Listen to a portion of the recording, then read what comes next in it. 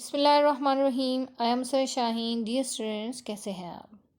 آج کا ہمارا topic of discussion Muslim reformers کے حوالے سے ہے، اور اس میں ہم دیکھیں گے شاہ ولی اللہ کو، یعنی Shah Wali Allah role in awakening of Muslims.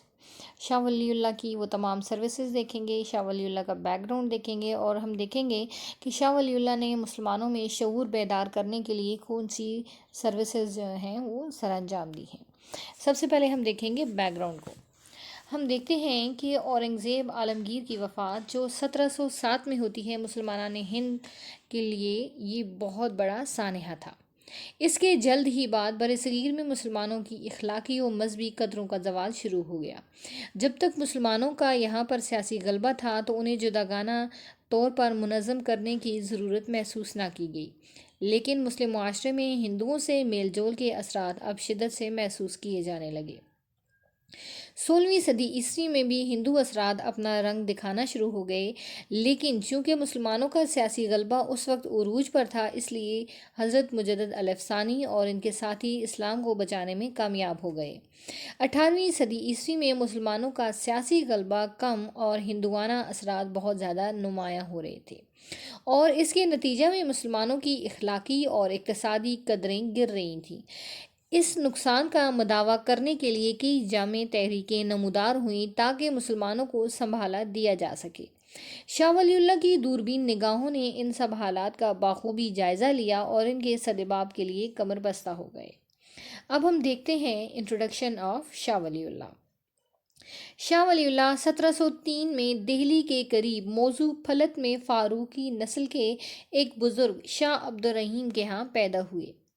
Shah Wali اللہ کا اصلی نام قطب الدین تھا، اور آپ اپنی نیک عادات کی وجہ سے ولی اللہ کہلاتے تھے. آپ نے چھوٹی عمر میں ہی دینی علوم میں سبقت حاصل کر لی اور 17 برس کی عمر میں اپنے والد کے قائم کردہ مدرسہ میں درس و تدریس کا سلسلہ شروع کر دیا.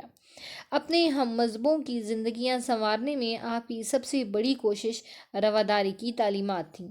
آپ سے پہلے حضرت مجدد الافسانی کی تعلیمات نے بھی اسلام میں ایک نئی روح پھونک دی، لیکن اس وقت مسلمانوں کے مختلف فرقوں کو اخوت اور بھائی چارے کا سبق دینے کی سخت ضرورت محسوس کی جا رہی تھی. ملا اور صوفی، شیعہ اور سنی، حنفی اور حنبلی کا آپس میں اتفاق کرانا اشد ضروری تھا. اسٹوڈنٹس، یاد رہے کہ مسلمانوں کے 4 مسالک ہیں، جن میں حنبلی، شافعی، مالکی اور حنفی ہیں. ان چاروں یہ جو مسالک تھے، ان میں ایک قسم کا کلیش چل رہا تھا اور اتفاق کی اس وقت ضرورت محسوس کی گئی. اب ہم دیکھتے ہیں سروسز آف شاہ ولی اللہ، یعنی شاہ ولی اللہ نے کون کون سی سروسز دی ہیں. آلدو کہ شاہ ولی اللہ کی ریلیجس سروسز بہت زیادہ ہیں اور نمایاں ہیں، لیکن ان کی کچھ سوشل اور پولیٹیکل سروسز بھی ہیں. سب سے پہلے ہم دیکھیں گے سوشل سروسز آف شاہ ولی اللہ. شاہ ولی اللہ کا پختہ عقیدہ تھا کہ عدل ہر مہذب معاشرے کی بنیاد ہے. عدل کی بنیاد رکھتے ہوئے آپ نے ایسا قابل قبول نظریہ پیش کیا جس سے نہ صرف انتہا پسند لوگ ہی اختلاف رکھ سکتے تھے. آپ نے شیعہ اور سنی منافرت کو ختم کرنے کی غرض سے کئی کتابیں لکھی. مسلمانوں کی مجلسی حالات کو بہتر بنانے کے لیے آپ نے مشہور کتاب تفہیمات الہیہ لکھ کر مسلمانوں کو زوردار الفاظ میں نصیحت کی کہ وہ ہندوؤں سے میل جول رکھنے کے باعث پیدا شدہ برائیوں سے بچیں. مثلاً نکاح بیوگان. آپ نے بیوہ عورتوں سے نکاح کرنے کے بارے میں فرمایا کہ یہ سنت رسول ہے، لہٰذا اس سے پرہیز مت کریں. نکاح پر بڑے بڑے حق مہر باندھنا اور خوشی غمی پر بے دریغ پیسہ خرچ کرنا بدعت ہے. مسلمان سیاسی زوال کے بعد صرف اور صرف ناکام ہو کر رہ گئے ہیں. صحیح عقائد کو انہوں نے خیر آباد کہہ دیا ہے، اور مشرکانہ جو رسومات ہیں ان کو وہ اپنا رہے ہیں. ہر طرف بدعتوں کا دورہ تھا. علماء ایک دوسرے کے خلاف کفر کے فتوے لگا کر باہمی اختلافات اور فسادات کو ہوا دے رہے تھے. بقول عبداللہ ملک سیاسی زوال نے نہ صرف اخلاقی اقدار کو مجروح کیا ہوا تھا بلکہ اس نے دینی عقائد کو بھی مسخ کر کے رکھ دیا تھا۔ توہم پرستی، جن بھوت اور تعویذ گنڈوں پر اعتقاد عام تھا، اور جیسے جیسے قوم کی خود اعتمادی غائب ہوتی جا رہی تھی ویسے ہی قبر پرستی اور اولیاء اللہ سے امداد مانگنے کا عقیدہ تقویت پکڑتا جا رہا تھا۔ کہیں امام کے آنے کا چرچا ہوتا تو کہیں مہدی کا انتظار۔ آیا ایسے عقیدے مذہبی طور پر جائز تھے یا نہیں، لیکن قومی کردار اور جدوجہد کی صلاحیتوں اور عملی قوتوں پر ان کا بہت مہلک اثر جو ہے وہ نمایاں ہو رہا تھا۔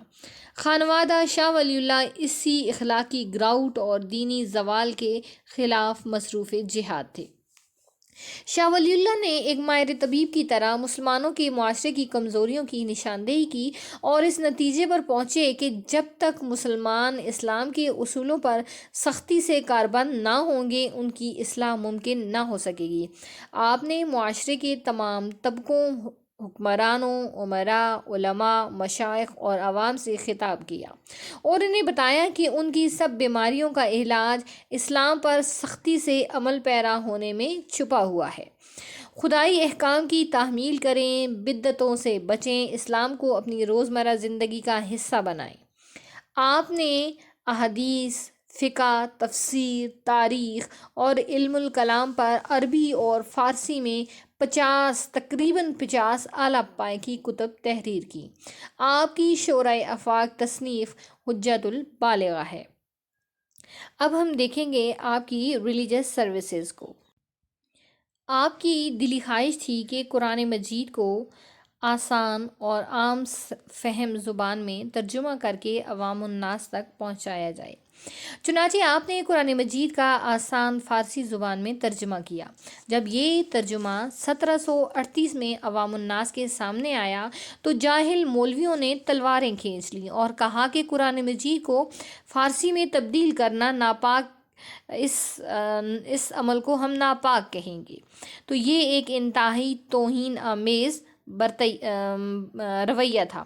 چنانچہ شاہ صاحب کی جان خطرے میں پڑ گئی، لیکن انہوں نے ہمت نہ ہاری اور عوام کو سمجھایا کہ قرآن مجید دنیا میں اس لیے نازل نہیں ہوا کہ اسے ریشمی جزدانوں میں لپیٹ کر معطر کر کے طاق پر یا تبرکن رکھ دیا جائے، یا جس طرح غیر مسلم قومیں جنتر منتر پڑھتی ہیں مسلمان بھی اسے طوطے کی طرح رٹ کر بغیر سمجھے قرآن پاک پڑھتے جائیں۔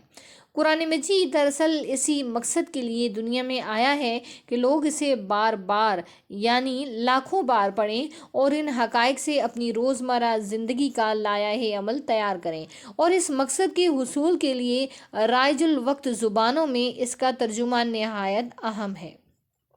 چنانچہ آہستہ آہستہ ناقدین کا غصہ ٹھنڈا ہوتا گیا اور نہ صرف شاہ صاحب کا فارسی ترجمہ مقبول عام ہوا بلکہ اردو اور دوسری زبانوں میں اس کے ترجمے کے لیے راستہ ہموار ہو گیا۔ شاہ صاحب اسلام کی رہنساں کے سب سے بڑے مبلغ تھے۔ انہوں نے اپنی بلند پایہ تصانیف کے ذریعے ذہنی انقلاب برپا کرنے کی کوشش کی۔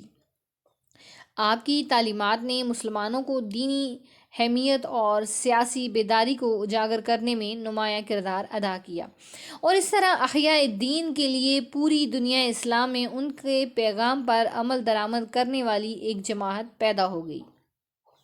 انہوں نے شریعت اور طریقت کے اختلافات مٹا کر مسلمانوں کو صحیح معنوں میں ایک جماعت بن جانے کی ہدایت کی۔ انہوں نے علماء اور صوفیاء کے اختلافات ختم کرانے کی کامیاب کوششیں کی۔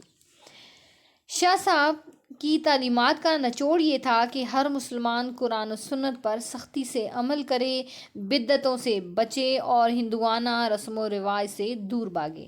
شاہ ولی اللہ کی جدوجہد برائے ترویج اسلام کے فوری نتائج ان کی زندگی میں تو نمایاں نہ ہو سکے، لیکن ان کے بعد کی اصلاحی تحریکیں ہندوستان کو دوبارہ غلبہ دلانے کے لیے انہی کے نامدار خانوادہ سے شروع ہوتی رہیں۔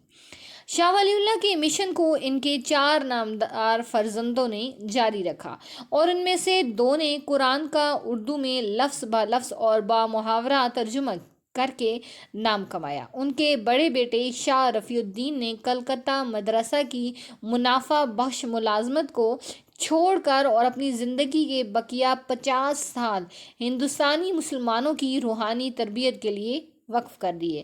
ان کے معروف پیروکار سید احمد شہید بریلوی جو تھے، انہوں نے تجدید اسلام کے لیے کوششیں کیں اور نام کمایا اور سکھوں کے خلاف عظیم جہاد کو منظم کیا۔ اب ہمارا نیکسٹ ٹاپک ہے پولیٹیکل سروسز آف شاہ ولی اللہ۔ اورنگزیب کی وفات کے بعد فتنہ و فساد اور طوائف الملوکی کا سلسلہ چل نکلا۔ نااہل اور کمزور جانشینوں نے مسلم حکومت کی بنیادیں کھوکھلی کر دیں۔ ایرانی اور تورانی امراء کی باہمی کشمکش نے مسلم ریاست کی بنیادیں ہلا دیں اور انہی باہمی سازشوں کی بدولت بعد میں سید برادران بھی قتل ہو گئے۔ شاہ ولی اللہ یہ بگڑے ہوئے حالات دیکھ کر سخت پریشان ہوئے۔ آپ کی دوربین نگاہوں نے بھانپ لیا تھا کہ مرہٹے مغلوں کو ختم کر کے ہندو راج کا خواب دیکھ رہے ہیں۔ ان کی افواج اٹک سے راج کماری تک برصغیر کے بیشتر حصوں میں آگے ہی آگے بڑھ رہی تھیں۔ مغل بادشاہ مرہٹوں کے سامنے بالکل بے بس ہو گئے تھے۔ مسلمان امراء اپنی اخلاقی اور فوجی کمزوریوں کی وجہ سے مرہٹوں سے خوفزدہ تھے۔ مرہٹوں کی دیکھا دیکھی پنجاب میں جاٹ اور سکھوں نے ادھم مچا رکھا تھا اور مسلم عوام کا جینا دوبر کر دیا تھا۔ 1738 میں نادر شاہ نے دہلی میں قتل عام کروا کے مغلوں کی بنیادوں کو سخت دھچکا لگایا تھا اور مرہٹوں کا دہلی پر قبضہ ہو گیا تھا۔ اسی اثنا میں یورپین اقوام بھی ہندوستان میں تجارت کے لیے آئی ہوئی تھیں۔ یہاں کی طوائف الملوکی سے فائدہ اٹھا کر انہوں نے بھی فتوحات کا سلسلہ شروع کر دیا۔ 1757 کی جنگ پلاسی نے بنگال میں انگریزوں کے جو قدم تھے انہیں مضبوط کر دیا تھا۔ اس سے پہلے وہ دکن میں اپنے قدم مضبوطی سے جما چکے تھے۔ یہ سب واقعات شاہ ولی اللہ کی نگاہوں کے سامنے تھے۔ انہوں نے درس و تدریس اور اپنی لاتعداد تصانیف کے ذریعے اسلام کے دوبارہ احیاء کی جدوجہد کی۔ انہوں نے سوچا کہ اگر سیاسی طاقت مسلمانوں کے ہاتھ سے نکل گئی تو کہیں اسلام بھی ہندوستان سے جلا وطن نہ ہو جائے۔ لہٰذا انہوں نے مسلمانوں کے سیاسی زوال کو بچانے کے لیے عملی کارروائی شروع کر دی۔ آپ نے مغل بادشاہ کی کمزوریوں کے مندرجہ ذیل جو وجوہات تھیں انہیں سامنے لایا۔ آپ نے کہا کہ مغل بادشاہوں کا جو خزانہ ہے وہ خالی ہو چکا ہے اور لوگ جو ہیں وہ بالکل بھی کام کی طرف توجہ نہیں۔ لوگ اپنے آپ کو علماء کے طبقے سے ظاہر کر کے تنخواہ کے حقدار بن رہے ہیں یا ایسے گروہوں یعنی شورا یا صوفیہ وغیرہ سے اپنا تعلق ظاہر کر کے بادشاہ سے انعام و اکرام لینے کی کوشش میں مصروف رہتے ہیں، اور اس طرح کے لوگ ملکی معیشت پر بوجھ بنتے جا رہے ہیں جو بغیر کوئی کام کیے سرکاری خزانہ سے رقوم بٹورتے رہتے ہیں۔ اس کے علاوہ کاشتکاروں اور تاجروں پر ٹیکس کا بوجھ بہت زیادہ تھا اور اس طرح سے وہ آہستہ آہستہ تباہ ہو رہے تھے۔ تو وہ بغاوت پر نہ صرف تل رہے تھے بلکہ ان سے جو حکومت کی وفاداری تھی وہ بھی مشکوک ہوتی جا رہی تھی۔ جو کسی بھی ملک کی خوشحالی کا راز اسی میں مضمر ہے کہ وہاں کے جو عوام ہیں ان پر جائز ٹیکس لگایا جائے۔